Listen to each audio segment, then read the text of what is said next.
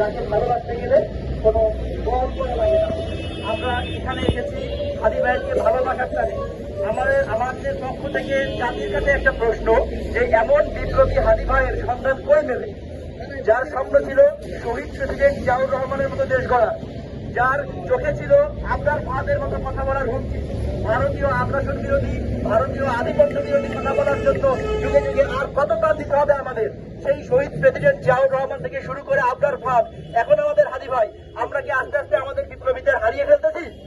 এই সকল প্রশ্নের বিচার, সকল প্রশ্নের জবাব আমাদের এই সরকারকে অবশ্যই দিতে হবে।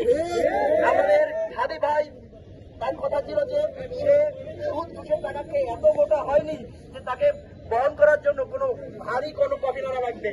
আমার ভাই আল্লাহ তাকে শহীদ হিসাবে কবুল করেছেন। আমরা আমাদের সমাজে আমরা দেখতে পাচ্ছি হাদি ভাইয়ের যে শিক্ষা, হাদি ভাইয়ের যে নেতৃত্ব, তা থেকে আমরা অনেক শিক্ষা পাই। হাদি ভাই আমাদের দেখিয়েছেন যে নির্বাচন করতে গেলে কোনো টাকা লাগে না।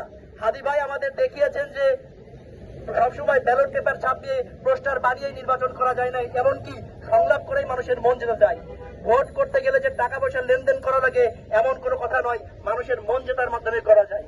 সেই 1999 সাল থেকে শুরু করে এই 2025 সাল পর্যন্ত এই ক্ষণজন্মা মহৎ ব্যক্তির সর্বজীবনের যে শিক্ষা, তা যদি আমরা ধারণ করতে পারি, অবশ্যই তার যে স্বপ্ন উন্নত, সমৃদ্ধ এবং অসাম্প্রদায়িক বাংলাদেশ গঠনে আমরা যথেষ্ট হতে পারবো। এবং এই হত্যার, এই ন্যাক্কারজনক হত্যার আমরা বিচার চাই।